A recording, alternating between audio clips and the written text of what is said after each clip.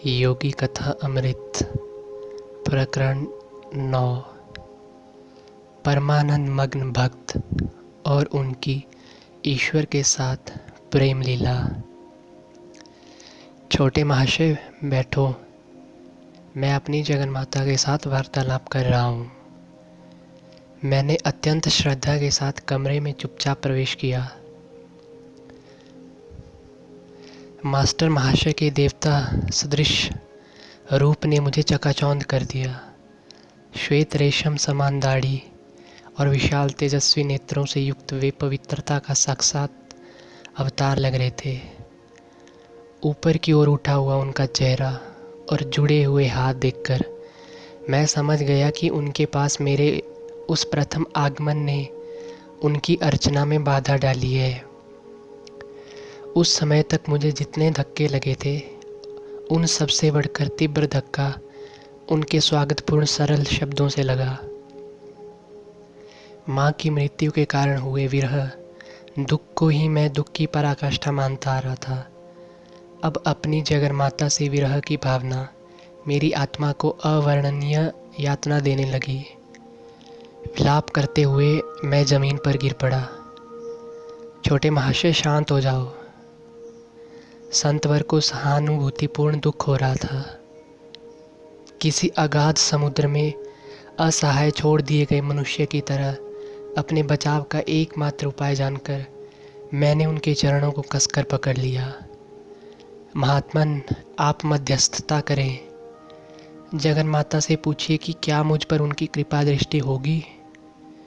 इस प्रकार की मध्यस्थता का वचन सहज ही न दे दिया जाता, अतः महात्मा चुप रहने पर बाध्य हो गए। मुझे समस्त शंकाओं से परे विश्वास हो गया था कि मास्टर महाशय वहाँ जगन्माता से घनिष्ठता के साथ वार्तालाप कर रहे थे।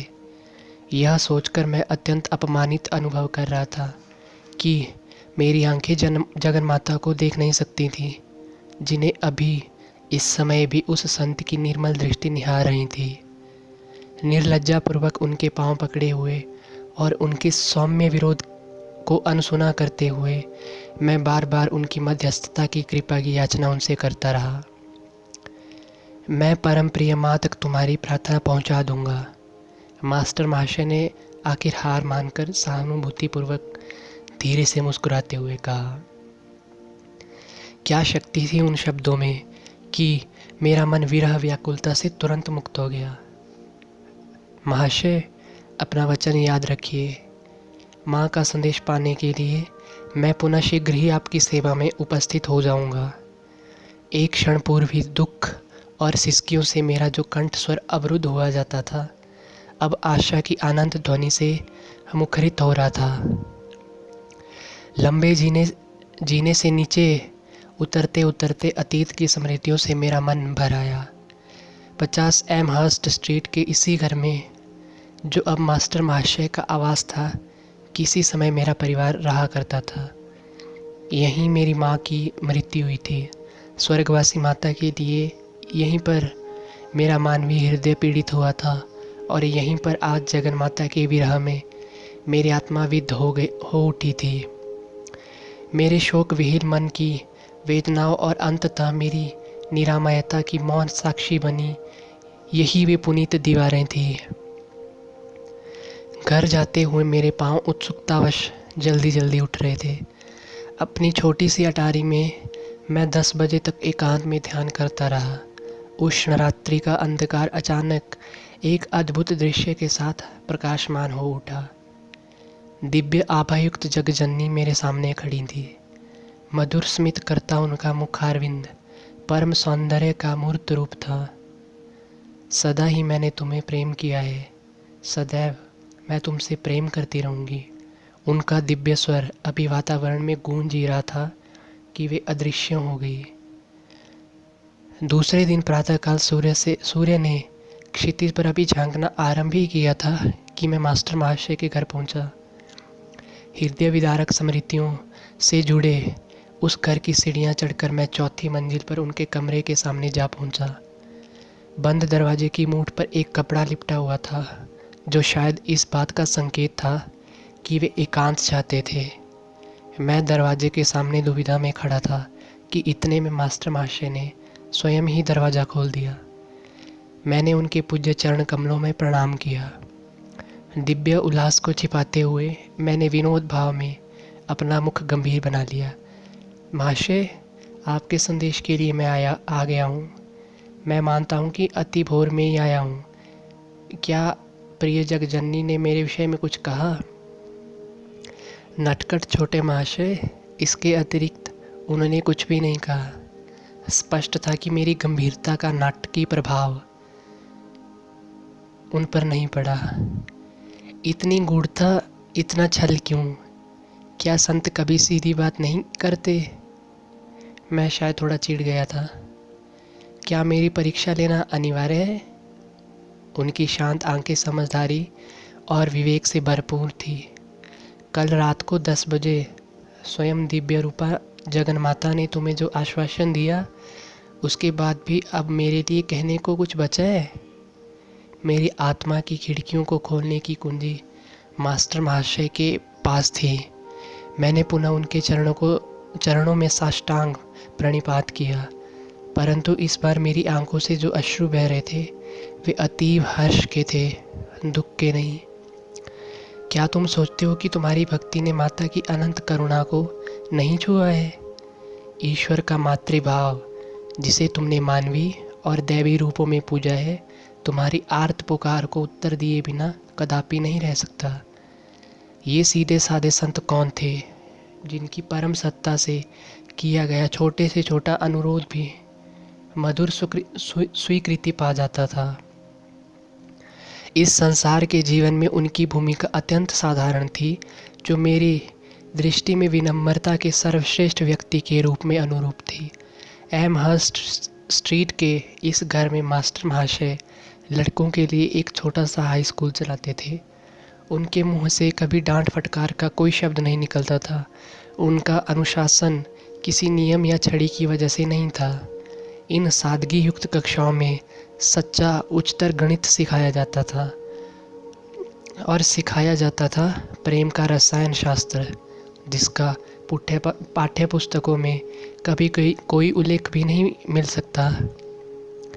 अगम्य प्रतीत होने वाले नीरस उपदेशों की अपेक्षा आध्यात्मिक संसर्ग के द्वारा ही वे अपने ज्ञान का प्रसार करते थे।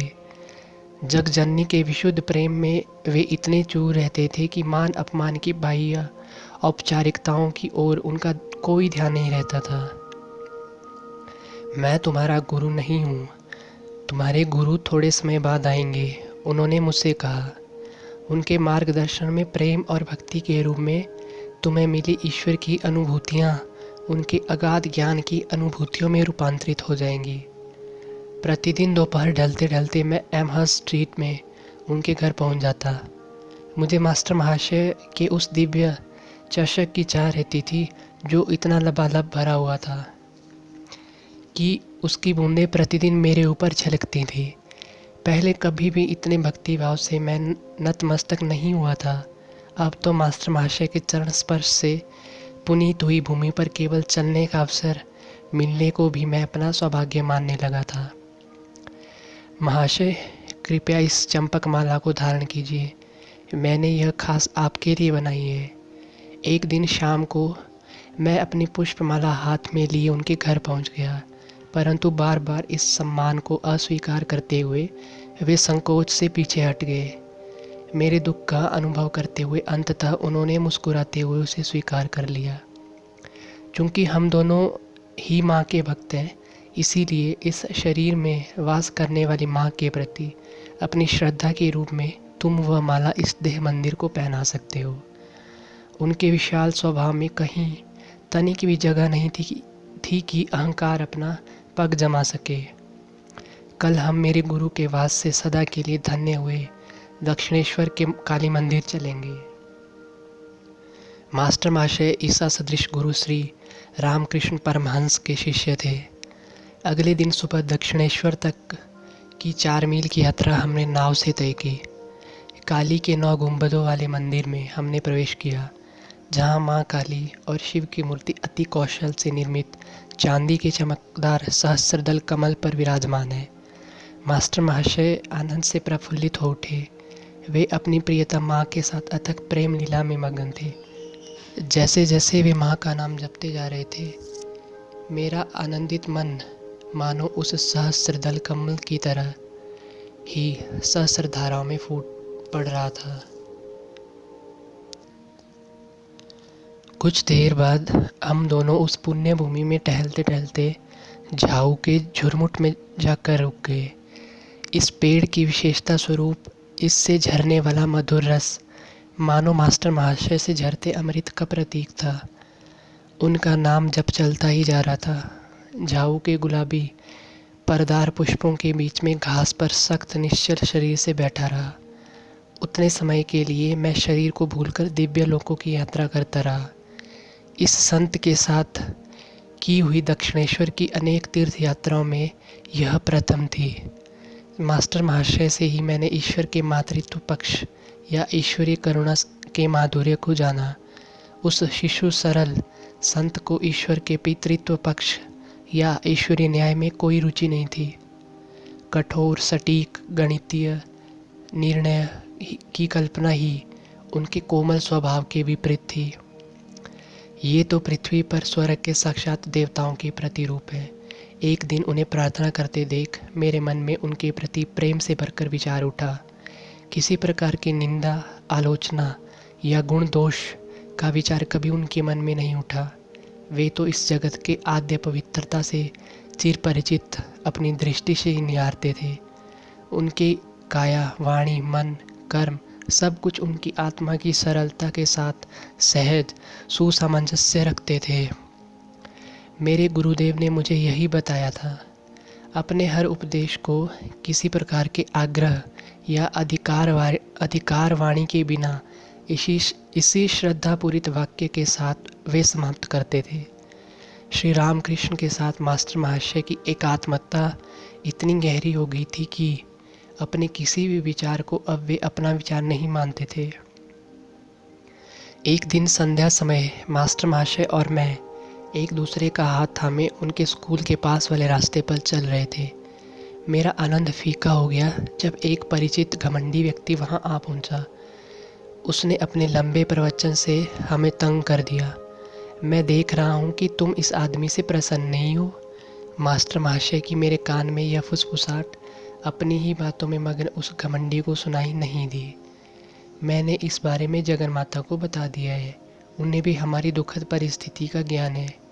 उन्होंने वचन दिया है कि जैसे ही हम उस लाल मकान के पास पहुंचेंगे, वे इस आदमी को एक अत्यावश्यक काम की याद दिला देंगे। मेरी दृष्टि उस मुक्ति स्थल पर लगी रही। उसके लाल द्वार पर पहुंचते ही अपना अधूरा वाक्य भी पूरा किए बिना और कुछ भी कहे बिना वो व्यक्ति अचानक मुड़कर चला गया। विक्षुब्ध वातावरण में फिर से शांति छा गई। एक अन्य दिन मैं हावड़ा रेलवे स्टेशन के पास अकेला ही टहल रहा था।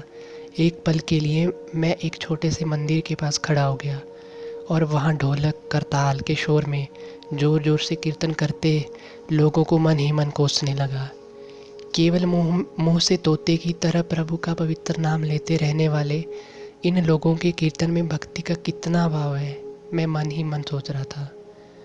अचानक मास्टर महाशय के तेज कदमों से अपनी ओर आते देखकर मैं विस्मित हो गया। महाशय, आप यहाँ कैसे? उस संत ने मेरे प्रश्न की ओर कोई ध्यान न देकर सीधे मेरे मन के विचार का उत्तर दिया। क्या यह सच नहीं है छोटे महाशय कि प्रभु का नाम किसी भी मुंह से क्यों ना निकला हो, मधुर ही लगता है, चाहे वह मुंह अज्ञानी का हो या ज्ञानी का। उन्होंने स्नेहपूर्वक एक हाथ से मुझे अपने अंक में भर लिया। उनके जादू के गालीचे पर सवार होकर मैं तुरंत जगजननी के दयामयी सानिध्य में पहुंच गया। क्या तुम कुछ बायोस्कोप देखना चाहोगे? एक दिन अपराह्न को एकांत प्रिय मास्टर महाशय से यह प्रश्न सुनकर मुझे आश्चर्य हुआ। उस समय भारत में चलचित्र को बायोस्कोप कहते थे। मैं सहमत हो गया। किसी भी कारण से क्यों ना हो, उनके सानिध्य में रहने का आनंद मेरे लिए पर्याप्त था। द्रुत गति से चलते हुए थोड़ी ही देर में हम कोलकाता विश्वविद्यालय के सामने स्थित बगीचे में पहुंच गए। मास्टर महाशय ने दीघी जलकुंड के पास स्थित एक बेंच की ओर इशारा किया। यहाँ कुछ देर बैठते हैं। मेरे गुरुदेव ने मुझे बताया था कि जब भी कोई जलाशय दिखाई दे तो ध्यान करना चाहिए। यहाँ यह शांत जल ईश्वर की विराट शांति का स्मरण कराता है। जिस प्रकार जल में सभी वस्तुओं का प्रतिबिंब पड़ता है, उसी प्रकार संपूर्ण ब्रह्मांड विश्व चैतन्य में प्रतिबिंब होता है। मेरे गुरुदेव प्रायः कहा करते थे। थोड़ी देर बाद हम विश्वविद्यालय के एक कक्ष में गए जहाँ एक लेक्चर चल रहा था। बीच बीच में स्लाइड्स के चित्र भी दिखाए जा रहे थे, किंतु वह लेक्चर और स्लाइड शो दोनों ही समान रूप से अत्यंत नीरस थे। तो ये है वो बायोस्कोप जो मास्टर महाशय मुझे दिखाना चाहते थे। मैं अधीर हो उठा, परंतु चेहरे पर उकताहट का कोई भाव लाकर मैं मास्टर महाशय को दुखी नहीं करना चाहता था। इतने में वे चुपचाप होकर मेरी ओर झुके। मैं देख रहा हूँ छोटे महाशय कि तुम्हें यह बायोस्कोप अच्छा नहीं लग रहा। मैंने यह बात जगत जननी को बता दी है और उन्हें भी हम दोनों से पूर्ण सहानुभूति है। उन्होंने मुझसे कहा है कि अभी बिजली की रोशनी बंद हो जाएगी और तब तक पुनः नहीं जलेगी जब तक हम दोनों यहाँ से खिसक ना लें। जैसे ही मेरे कान में चल रही उनकी फुसफुसाहट समाप्त हुई, कक्ष में अंधेरा छा गया। अब तक ऊंची आवाज़ में जोर जोर से व्याख्यान दे रहे प्रोफेसर महोदय की वाणी विस्मय से एक पल के लिए रुक गई और फिर उन्होंने कहा कि इस कक्ष की विद्युत प्रणाली में कुछ गड़बड़ मालूम होती है। इतने समय में मास्टर महाशय और मैं उस कक्ष के द्वार से बाहर निकल चुके थे। बरामदे से जाते हुए मैंने पलट कर पीछे देखा तो उस कक्ष में फिर से रोशनी हो गई थी। छोटे महाशय, तुम उस बायोस्कोप से निराश हो गए थे, परंतु मैं समझता हूँ कि तुम्हें एक दूसरा बायोस्कोप अवश्य पसंद आएगा। मास्टर महाशय और मैं विश्वविद्यालय भवन के सामने एक फुटपाथ पर खड़े थे। उन्होंने हृदय के स्थान पर मेरी छाती पर धीरे से थपकी दी। उसी के साथ मुझे एक अद्भुत निस्तब्धता छा गई, जैसे आधुनिक बोलपट टॉकीज यदि ध्वनि यंत्र में कुछ खराबी आ जाए तो मूक चलचित्र बन जाते हैं, उसी प्रकार विधाता के हाथ ने किसी अगम्य चमत्कार के द्वारा जगत के सारे कोलाहल का गला घोंट दिया। पदयात्री, ट्राम गाड़ियाँ, मोटर कारें, बैलगाड़ियाँ, लोहे के चक्कों वाली घोड़ा गाड़ियाँ सब बिना कोई आवाज़ किए इधर से उधर जा रहे थे। मैं अपने पीछे दाएं बाएं के सभी दृश्य वैसे ही देख रहा था जैसे अपने सामने के दृश्य मानो मेरी दृष्टि सर्वव्यापी हो गई हो। कोलकाता के उस छोटे से हिस्से की समस्त गतिविधियों का परिदृश्य मेरे समक्ष बिना कोई आवाज़ किए चल रहा था। राख की पतली परत के नीचे नजर आने वाली अग्नि की दीप्ति के समान मध्यम प्रभा सारे परिदृश्य में व्याप्त थी। मेरा अपना शरीर उस परिदृश्य में विद्यमान अनेकानेक परिछाइयों से अधिक कुछ भी नहीं लग रहा था। फर्क सिर्फ इतना था कि मेरे शरीर की परछाई निश्चल थी, जबकि अन्य सभी परछाइयाँ बिना किसी आवाज़ के इधर उधर जा रही थी। कई लड़के जो मेरे ही मित्र थे मेरी ओर आए और चले गए। यद्यपि उन्होंने मेरी ओर सीधे देखा, परंतु उसमें पहचान का कोई संकेत नहीं था। इस अद्वितीय मूक नाटक ने मुझे एक अवर्णनीय आनंद से विभोर कर दिया। मैं किसी आनंदामृत के झरने से जी भरकर अमृत पान कर रहा था। अकस्मात मेरी छाती पर पुनः मास्टर महाशय का कोमल आघात हुआ। जगत का कर्ण कर्कश कोलाहल मेरी अनिच्छुक श्रवण इंद्रियों पर टूट पड़ा। मैं लड़खड़ाया, जैसे किसी ने अत्यंत नाजुक स्वप्न से निष्ठुरतापूर्वक जगा दिया हो। वह दिव्य मदिरा मेरी पहुंच से बाहर हटा दी गई थी। छोटे महाशय, मैं देख रहा हूँ कि यह दूसरा बायोस्कोप तुम्हें अच्छा लगा। वे मुस्कुरा रहे थे। मैं कृतज्ञतावश उनके सामने भूमि पर माथा टेकने के लिए झुकने लगा। अब तुम मेरे साथ यह नहीं कर सकते, उन्होंने कहा। तुम जान गए हो कि भगवान तुम्हारे देह मंदिर में भी स्थित है। मैं जगन माता को तुम्हारे हाथों के माध्यम से अपने चरणों को छूने नहीं दूंगा। यदि किसी ने सीधे साधे विनम्र मास्टर महाशय को और मुझे उस समय उस भीड़ भरे फुटपाथ पर दूर जाते देखा होगा तो उसे अवश्य ही संदेह हुआ होगा कि हम दोनों नशे में धुत हैं। मुझे लग रहा था कि संध्या के प्रकाश के रंग बदलती छटाएं भी हमारी ही तरह ईश्वर के नशे में डूबती जा रही थी। तुच्छ शब्दों में उनकी महत कृपा का वर्णन करने का प्रयास करते हुए यह विचार मेरे मन में आए बिना नहीं रहता कि क्या मास्टर महाशय और अन्य संत जनों को जिनसे मैं मिला था उस समय यह ज्ञात होता होगा कि अनेक वर्षोपरांत मैं एक पाश्चात्य देश में बैठकर उनके भगवत भक्ति रस की ओतप्रोत जीवन की गाथाएं लिखूंगा। उन्हें इसका पूर्व ज्ञान हो तो मुझे कोई आश्चर्य नहीं होगा, न ही मैं सोचता हूँ मेरे पाठकों को होगा जो यहाँ तक मेरे साथ रहे हैं। सभी धर्मों के संतों ने ईश्वर को दिव्य प्रियतम मानकर उस सरल आधार पर ईश्वर साक्षात्कार प्राप्त किया है। चूँकि पर ब्रह्मा निर्गुण और अचिंत्य है, इसीलिए मानवीय विचार और आकांक्षा ने सदा ही उसे जगन्माता का रूप दिया है। साकार सगुण ईश्वर और निराकार निर्गुण ब्रह्म के मतों का संयोग हिंदू विचारधारा की प्राचीन उपलब्धि है, जिसका प्रतिपादन वेदों और भगवत गीता में किया गया है। परस्पर विरोधी विचारों का यह मिलाप हृदय और बुद्धि दोनों को ही संतुष्ट करता है। भक्ति और ज्ञान मूलतः एक ही है। प्रपत्ति ईश्वर में आश्रय लेना और शरणागति यानी ईश्वर अनुकंपा के प्रति संपूर्ण समर्पण भाव वस्तुतः सर्वोच्च ज्ञान के पथ है।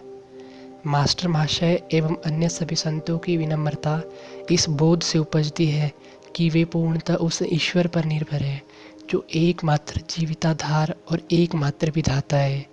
क्योंकि ईश्वर का स्वरूप ही आनंद है, अतः ईश्वर के साथ तदात्म होने वाला या उसमें मग्न होने वाला मनुष्य सहज ही असीम आनंद को अनुभव करता है।